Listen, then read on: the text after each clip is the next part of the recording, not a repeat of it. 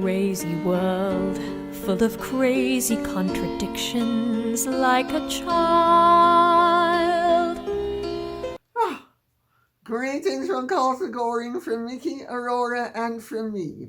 Well, I have some news from on high, which I can't wait to share with you.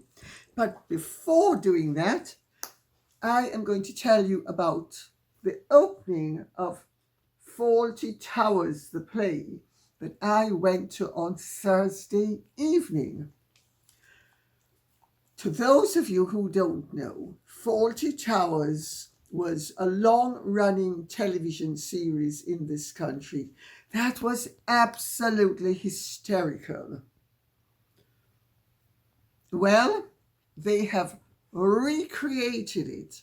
The John Cleese character, Manuel, the whole 9 yards.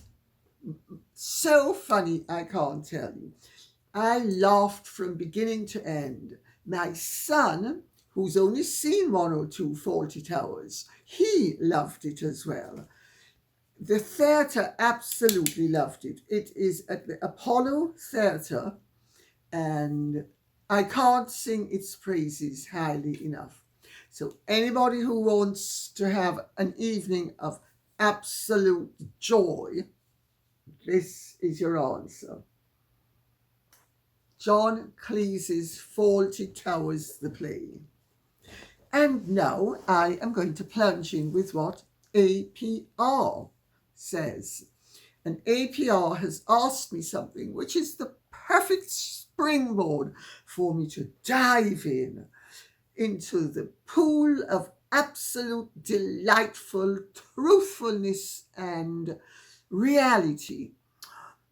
You know, I think my spiritual side must be in accord with Tom Daly and Archie's spiritual side, because they're great divers, and I hope you're going to think that I am too.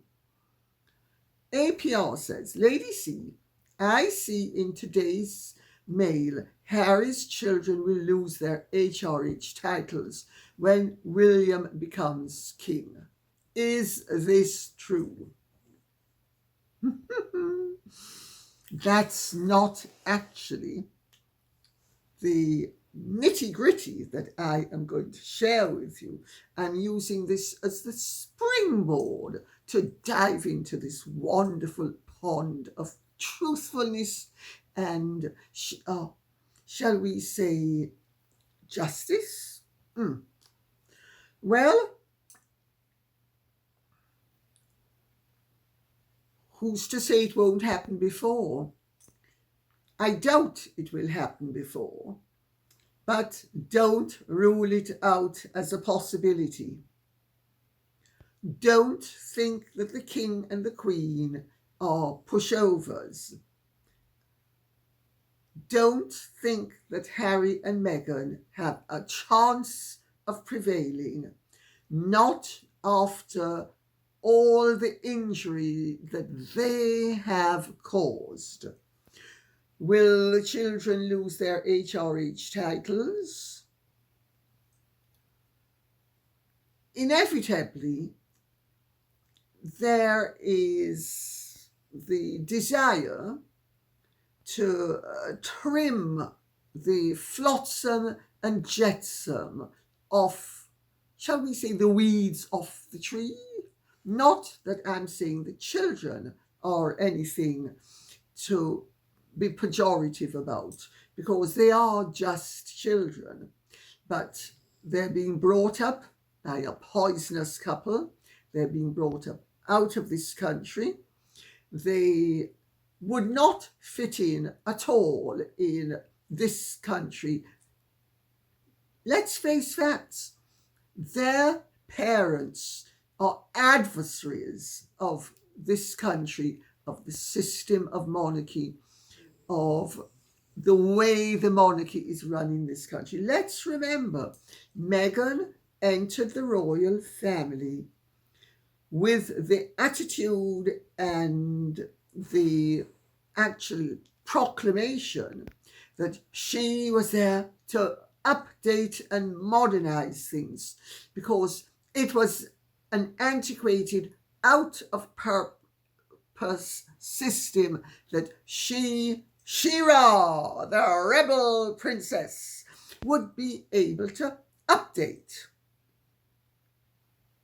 and set about doing it flagrantly. Well, you can imagine how that got backs up. Well, not only has Harry allowed her to ride roughshod over everybody and lie about everybody and antagonize everybody, but Harry himself has joined her club. It's a cult of at least two: Meghan the goddess, Harry the worshipper, when he's not bemoaning the fate that he has been subjected to. But that's something else again. The Danish model, I have said it time and again, is one of the ways forward. The Swedish model is another of the ways forward.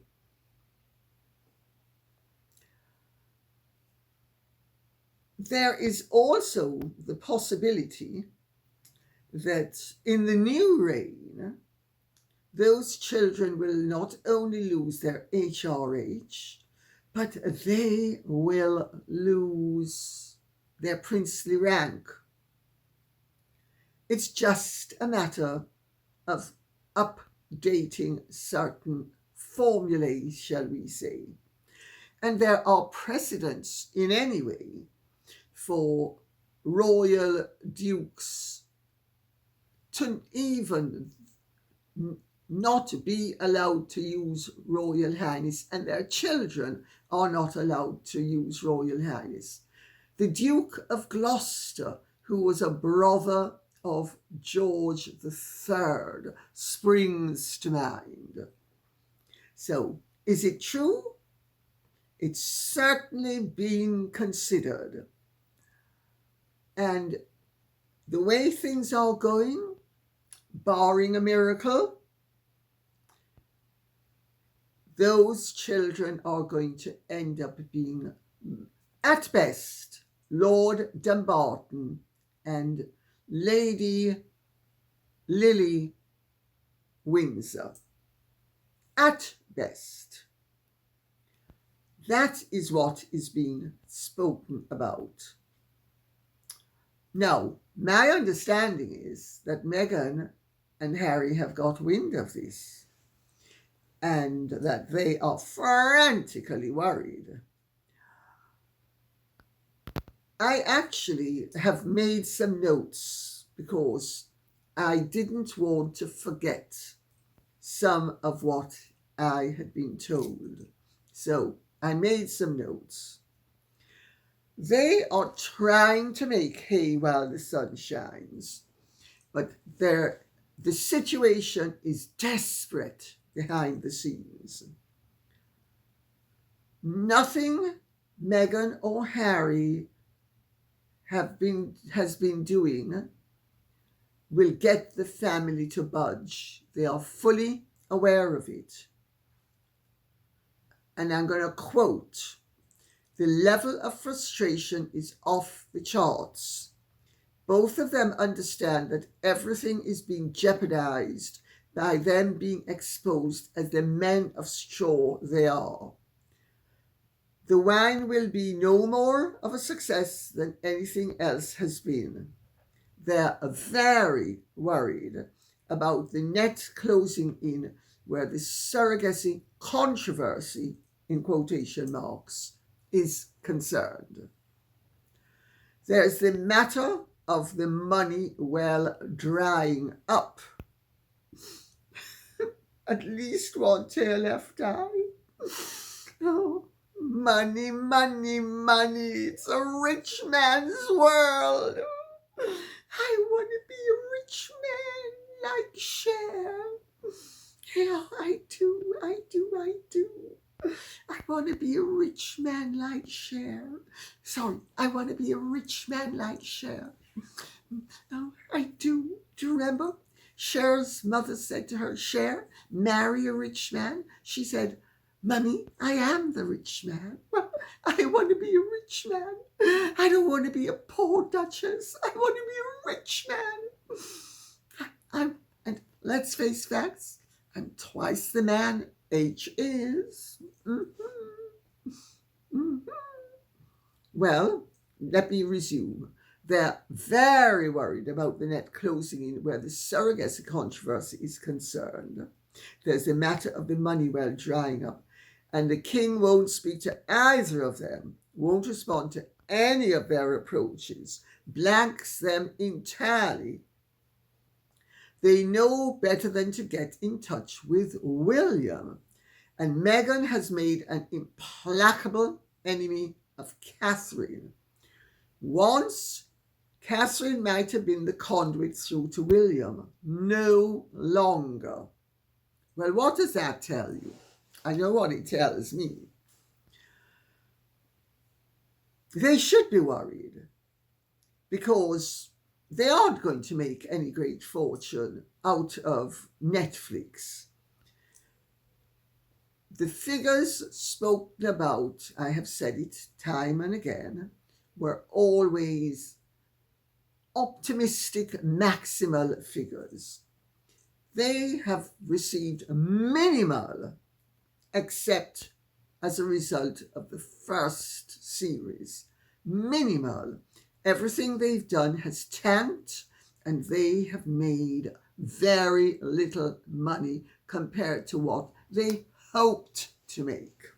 Also, I'm made to understand that Meghan has been no more popular with the production team teams that have been involved with all of the Netflix matters than she was with the Spotify or with Suits.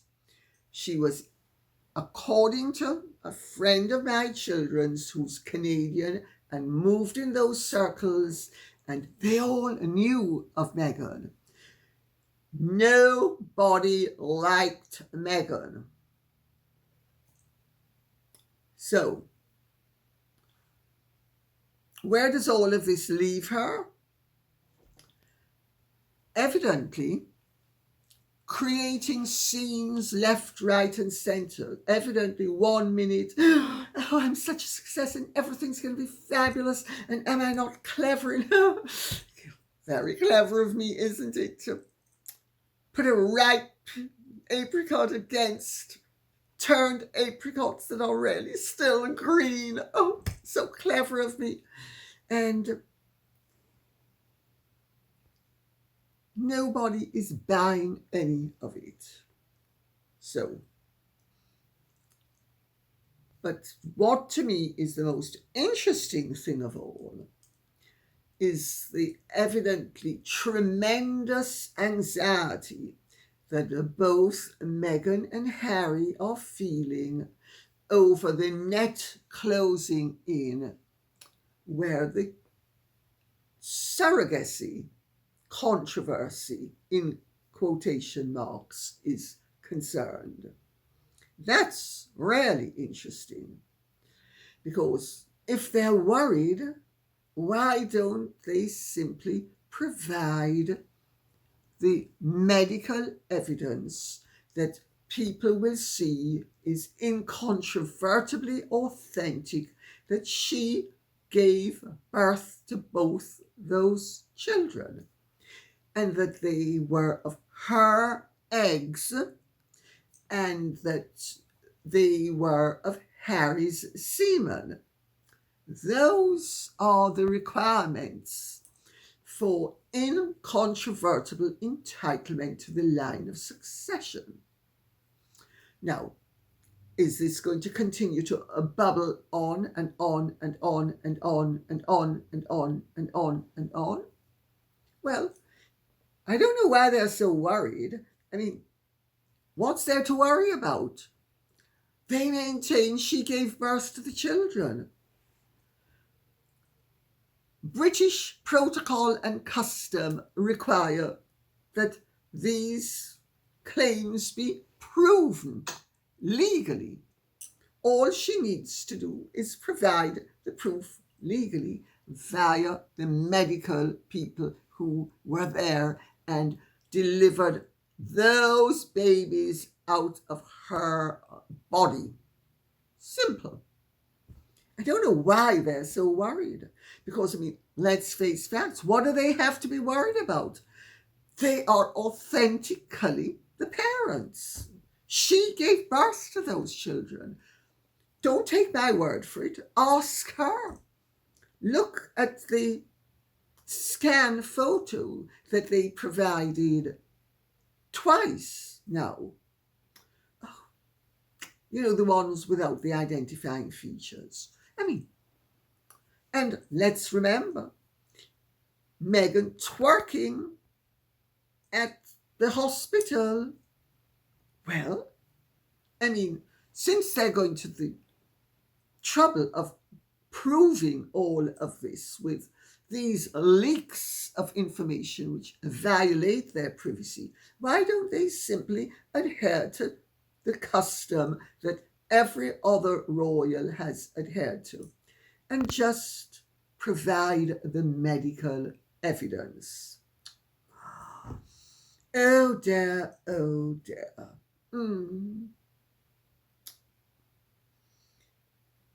You see the point? I think you do. Words Bloom says, even with all the work she has done, Meghan looks older than Lady C, and Lady C is in her 70s, and Meghan is only in her 40s. Thank you very much for that. The fact of the matter is, I am led to believe that Meghan has had a facelift. She's lost a lot of weight. She has been manjuroed or ozempified, and she has also tweaked. She's tightened up, and her face has lost volume. Meghan basically is not that good looking. The shape of her face is actually wrong, because a well-shaped face to be beautiful should follow various elements of the golden rule. Her face doesn't. Meghan's face is not. It should be more or less an oval, even if it's not oval shaped. This bit should be wider than this bit. Meghan's mastications when she's chewing up the jaw. This is over-exercised. This bit protrudes beyond this bit.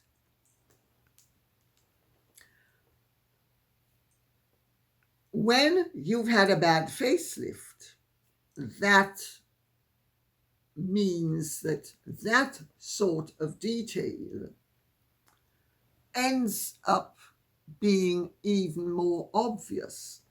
Her jawline has been altered in ways that are discomforting if you see certain photographs at a certain angle.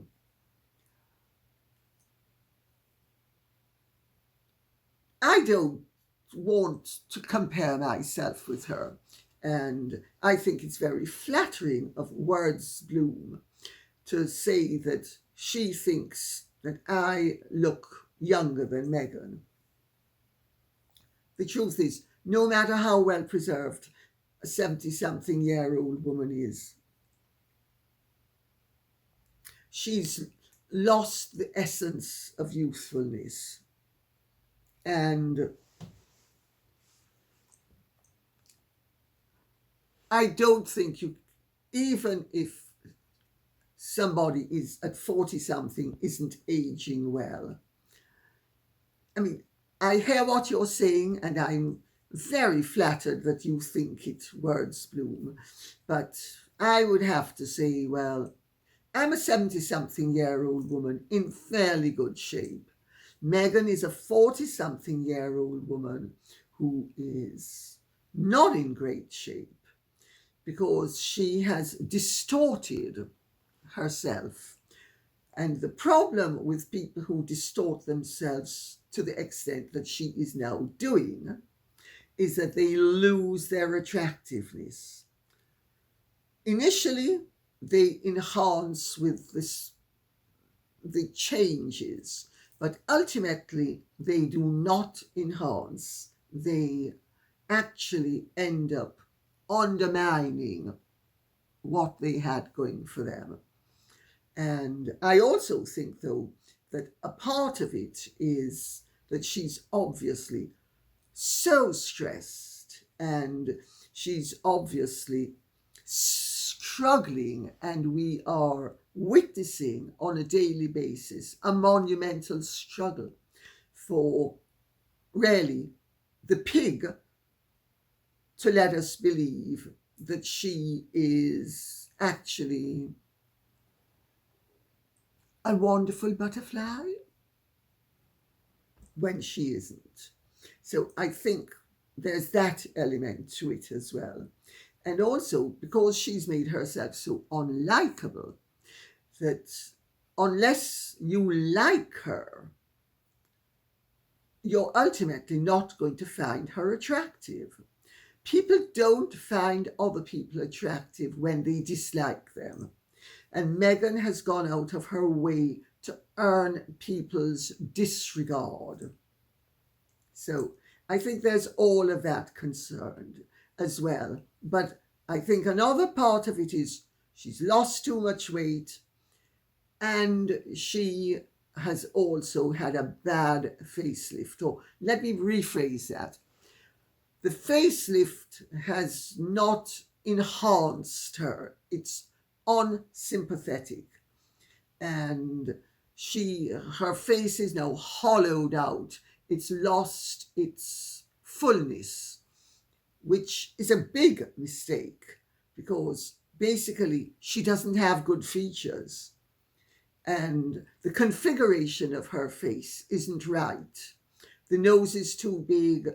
The mouth is too, between the tip of the nose and the top lip is much too narrow. The teeth are too big for the mouth, unless, of course, we're Barracuda of the Year. I'm running for that. Yes, Mr. DeMille. So I hope that little morsel will sort of whet your appetite.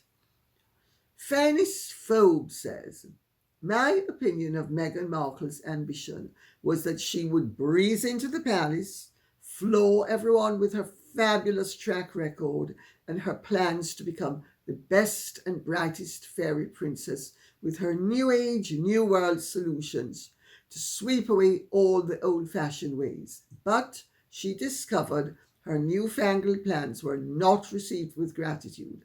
In fact, there was no gratitude that she'd arrived to save the monarchy. They weren't impressed. Just imagine the whole country didn't appreciate Meghan. That's when she got nasty and decided she would have her revenge. And she's still enjoying the bitter taste of her revenge. Well, that's one way of looking at it. There's no doubt she's extremely bitter.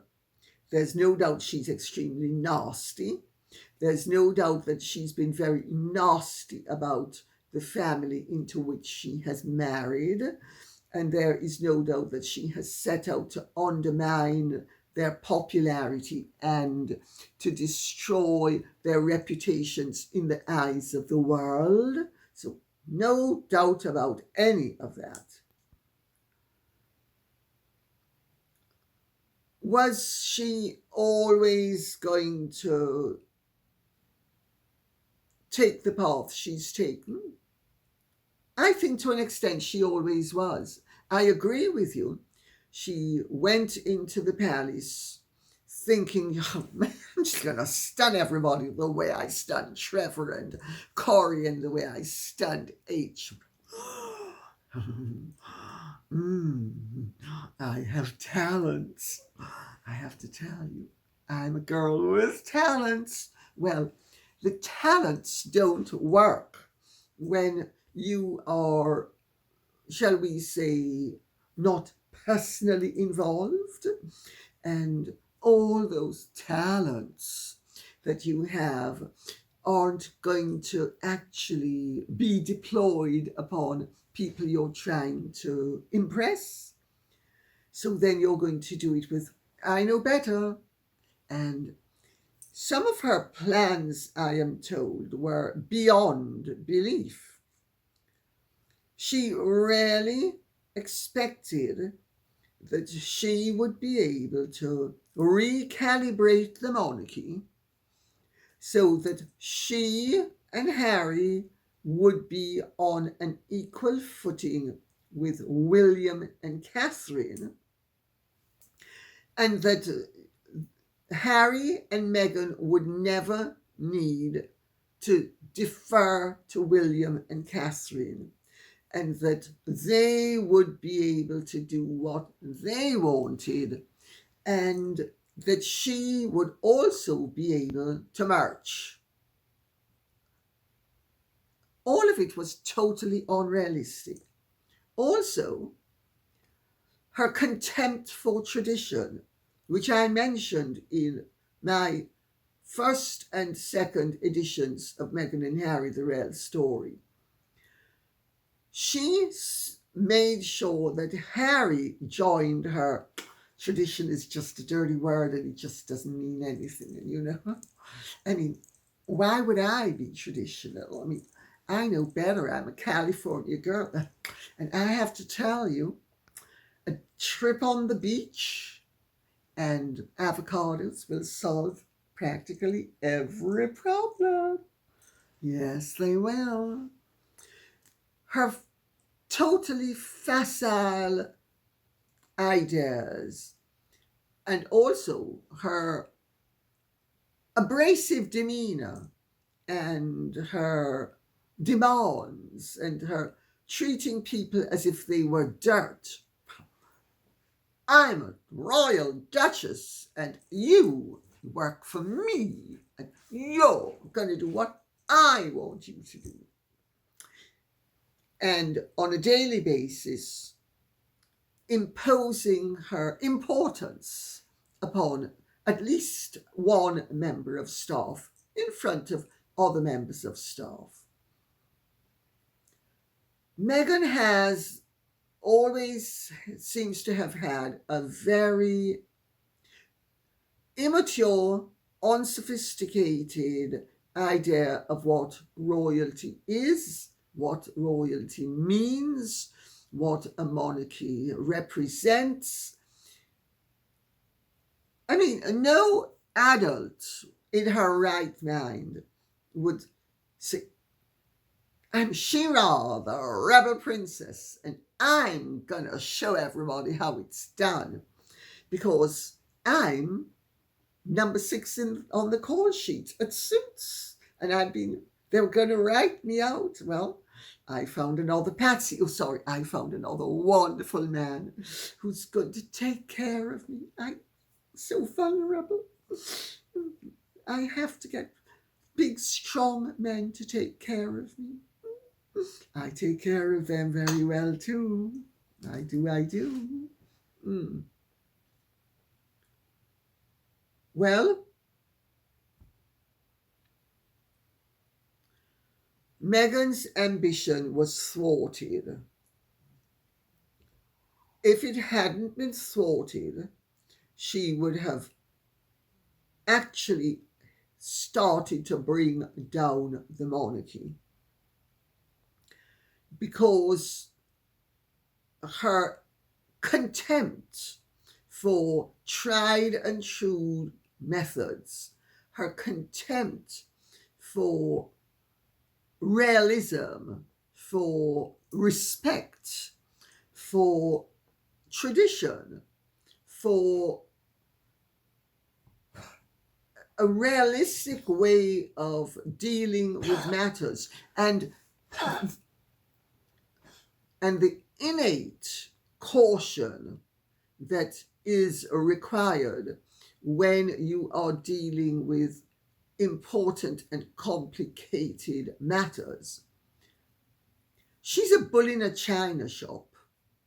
That's what she is. And her techniques are facile, crass, obvious, transparent, pretentious, and ultimately counterproductive. And did it enrage her? Yes, it did. But she was always going to be enraged because Meghan loves to be superior to everybody else. She did it on Suits, and she tried it in the royal family, and she's trying it in front of the world at large now. Look at what she's doing. She's selling the dream that she is perfect, that she knows so much better than people who are more sophisticated than she is, that she can improve their taste and the quality of their lives by putting rose and other flower petals in ice cubes. I mean, talk about tacky. I think I've made the point. But I will say, I agree with you, she is enjoying being vengeful. She's always enjoyed being vengeful, evidently. Always. Deborah McCall says, I read that Harry threatened the late Queen by telling her if she didn't approve of his plans to marry Meghan, he would claim to the media that she was a racist. I agree that Meghan Markle should not have been granted any titles until she had proven herself. But maybe Harry threatened the late Queen regarding the titles. It would have been very conspicuous if the late Queen withheld titles, if they were customarily given to the son of the heir apparent when he marries. It's really very sad. In retrospect, the British royal family would have been better off being called racists rather than allowing this conniving woman near them. Your comment's very interesting.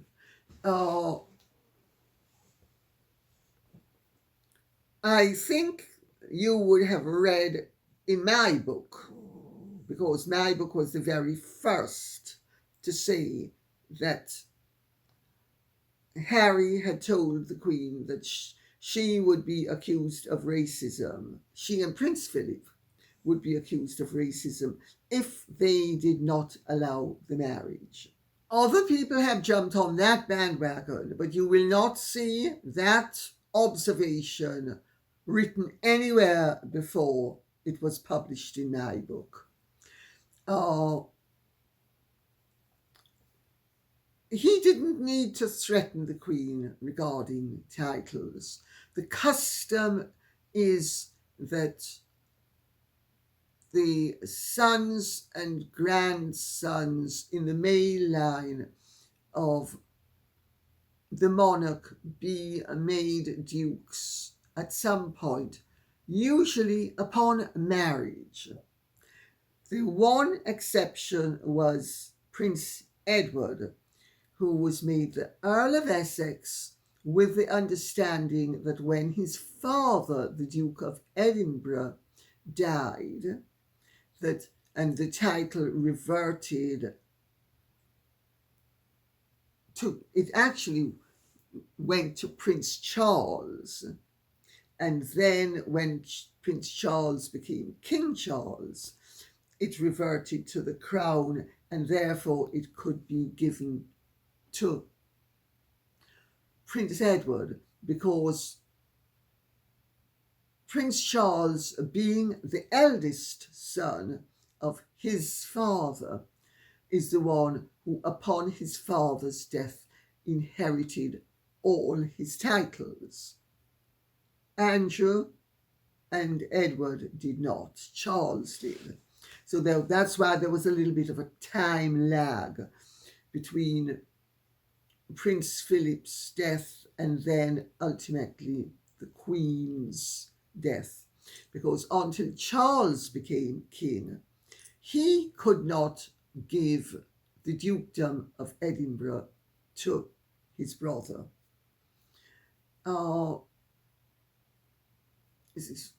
So the threat, I don't think, would have been made in terms of the titles. But I agree with you that had the Queen not made Harry a duke, that would have struck people as very odd. And at the time, because remember, Meghan and Harry had played the race card within the first week of Meghan making sure that the world knew that she was Harry's official girlfriend. Within a week, Harry and Meghan had got Jason Knopf to issue that statement about racism and sexism. So let's remember that. And the Queen, therefore, chose a very appropriate title, the Dukedom of Sussex, which has only been in creations once prior to that, with a man who married 2 women invalidly. It so happens that that Duke of Sussex was a great favourite of his niece, Queen Victoria, and she made his second wife the Duchess of Inverness in her own right, thereby effectively acknowledging that although the union between the Duke of Sussex and the Duchess of Inverness was invalid, she, Queen Victoria, regarded it as something she could acknowledge.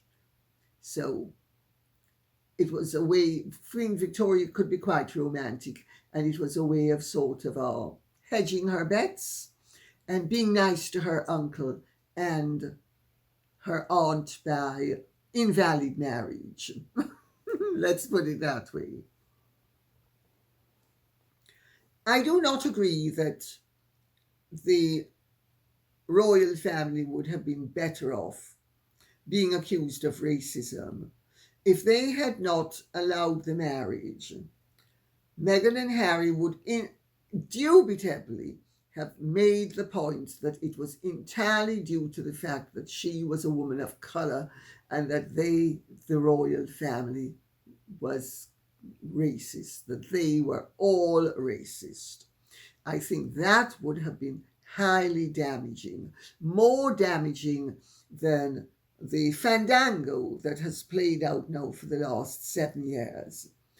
Because Harry and Meghan haven't exposed the royals as being racist. They have exposed themselves as being operators. So if you see the point I'm trying to make. So, and we are going to conclude with For the Birds. Lady C, did you hear about the French surgeon in Paris who spoke about Brigitte Macron's trans surgery and he jumped out of a window? His sister said he wasn't something sidle, this being YouTube. It had to do with Brigitte and the interview he gave talking about her being trans. Yes, I have heard of the fact that Dr. Francois Fevre was found beneath a window in Paris, that he fell out of a window from his flat in the 12th arrondissement. According to the medical examiner, 58-year-old Dr. Fevre dispatched himself voluntarily. However, Dr. Fevre's sister, Anne Dupont, has said that he definitely had no tendencies in that direction, and that there is no doubt in her mind that his demise is entirely connected with the interview he was going to be giving, which was he was going to shed light on the surgical procedures which had resulted in Brigitte Macron presenting as she now presents.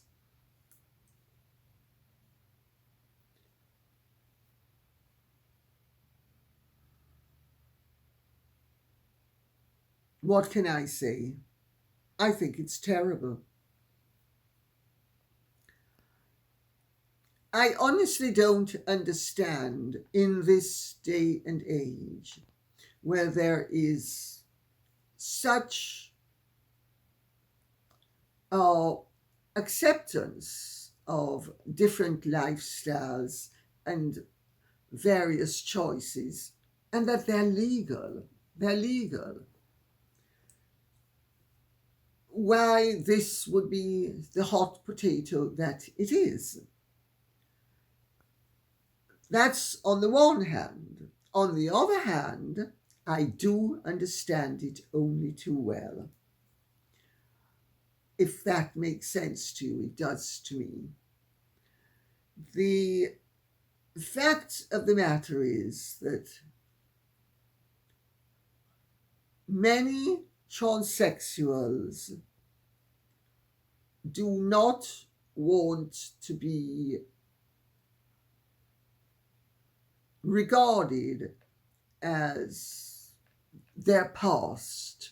They want to be regarded as their present. Let's put it that way. And many will go to extreme lengths to conceal the entirety of their situation, because there is tremendous prejudice attached to the whole issue, notwithstanding the fact that it is acceptable.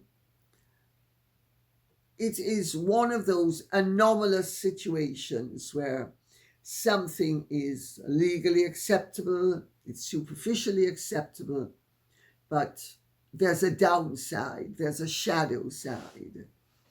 So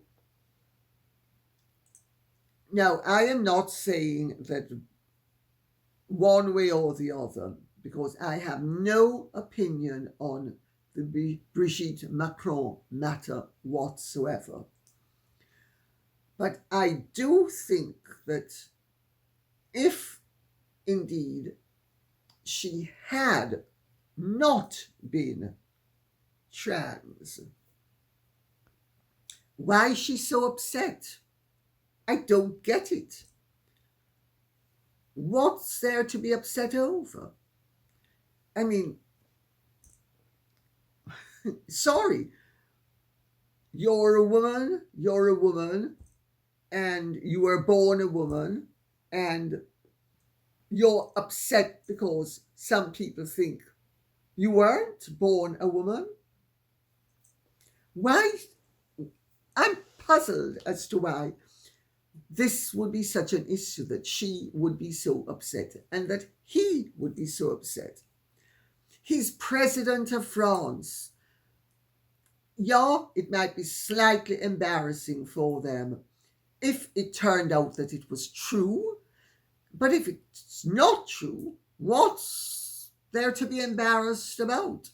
people are rabbiting on stupidly should be their attitude, and just ignore it, rise above it.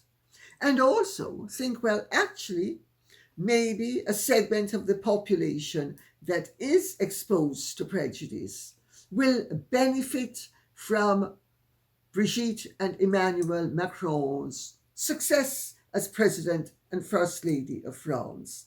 And it's no skin off their nose, really. So they could actually have an entirely more charitable view of the thing.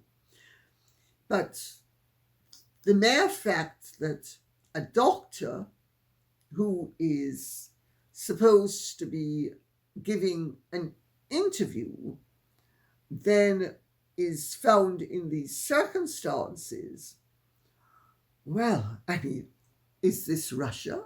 Is this Arkansas? These are the questions I would ask. Let's put it that way and leave it at that.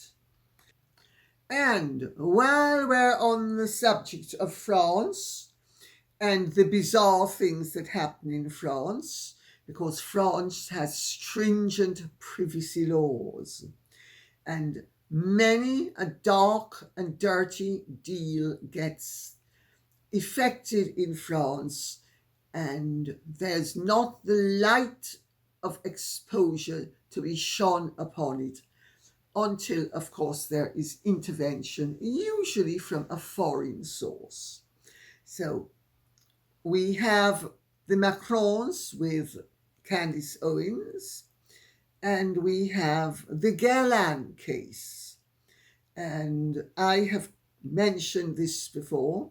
Jean-Paul Guerlain, who was one of the great parfumiers of all time, and who actually sold Guerlain perfumes to LVMH for a vast sum of money, I think 2 billion euros. And he has been subjected to the most, quite frankly, dreadful arrangement vis-a-vis his son, Stéphane Guerlain, and his partner of some 2 decades, Christina Krag. She has also been subjected to the most extraordinary circumstances. And I will update you on the matter because I was sent a press release, which let us see how much coverage it gets. Because as I have said before, LVMH have terrified all of the media into the possibility of withdrawing their advertising if the media will print anything that LVMH don't like. And since LVMH have bought Guerlain and they have a vested interest in keeping the smell sweet instead of it stinking the way it really does in terms of this matter, there is massive avoidance of the tremendous, in my view, abuse that has been perpetrated upon Christina Krag and Jean-Paul Guerlain as a result of his being under the guardianship of his son, Stéphane Guerlain. So, the press release says, Guerlain case, abuse of guardianship and criminal complaint. Since 2018, the situation of Monsieur Jean-Paul Guerlain, a renowned former parfumier who is now elderly and under guardianship, has been a source of serious concern for his partner of more than 20 years, Miss Christina Krag. His son, Monsieur Stéphane Guerlain, appointed legal guardian, has taken a series of decisions that have marginalized his father and his partner. Miss Krog has raised the alarm about Monsieur Jean-Paul Guerlain's deteriorating living conditions, lack of basic medical care, physiotherapy, eye care, dental care, social isolation, and refusal to make the necessary adjustments to ensure his independence, in particular, the installation of a stair lift. And I'm going to interject at this point and say, I have previously made the point. A stair lift would cost 10 or 20,000 euros, instead of which Jean-Paul Guerlain has been condemned to living in one room downstairs instead of being given access to his suite of rooms upstairs. The whole thing stinks to high heaven. Let me continue with the press release. The guardianship judge, alerted by Ms. Krog, ordered a medical assessment of the adult ward's living conditions. Supported by witness statements, Ms. Krog denounced a climate of growing hostility, derogatory remarks, restrictions on access to the estate, and repeated obstacles to the care of her horses, one of which has been on the property for more than 15 years, in particular by making it impossible to take them for walks. In 2023, Monsieur Stéphane Guerlain became the owner of the family home through a real estate investment company. At that point, I would interject again and say, he really needs to do some explaining. That's because his father is on something like 100 euros a week. That's like 5,000 euros per annum. But I think, according to certain sources, his income is over €1 million per annum. So, small point, but they can't afford to install a chairlift for $10,000 or $20,000 euros either. Sorry. And why buy the house from under him?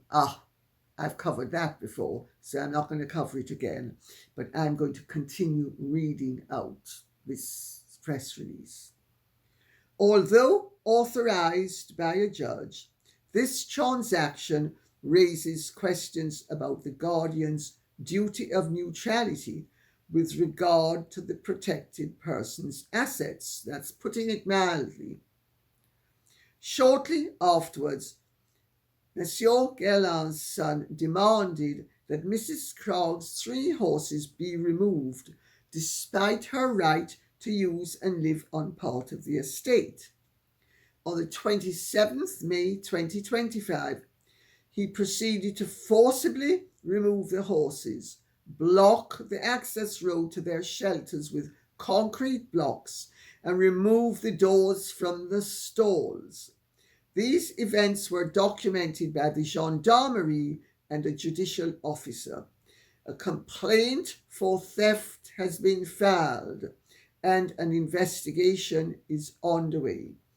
Miss Christina Krog is asking the competent authorities to enforce Monsieur Jean-Paul Guerlain's fundamental rights in accordance with the spirit and letter of the legal protection of adults.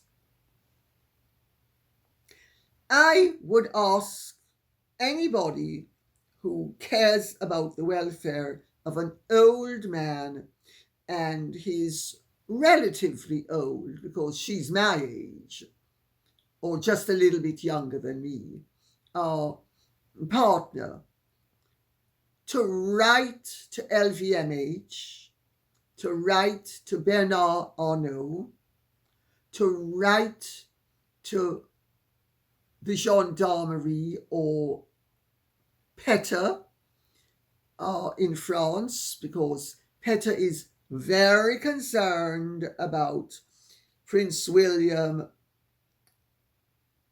having puppies, but they wouldn't care about the fact that Stefan Guerlain threatened to kill Christina Krog's horses. Something would be very amiss there. And also, maybe you should all get in touch with your newspapers and ask them, why aren't they covering this story? Let's get some movement on this, because we will be helping a couple who have been subjected to really rather, shall we say, for legal reasons, dubious treatment by somebody who's supposed to be protecting his father's interests, instead of which he is he's succeeded in damaging his father's well-being and that of his father's partner of 2 decades. The whole thing is an absolute disgrace, and I would like everybody to write to whomever you can, and let's get something going with this. Believe me, the newspapers and the magazines and the television are not going to do it unless they know that you, the public, want to hear, and then they will do it. Otherwise, they're not going to. And on that note, I'll say thank you very much for listening. I hope this has been of some interest to you.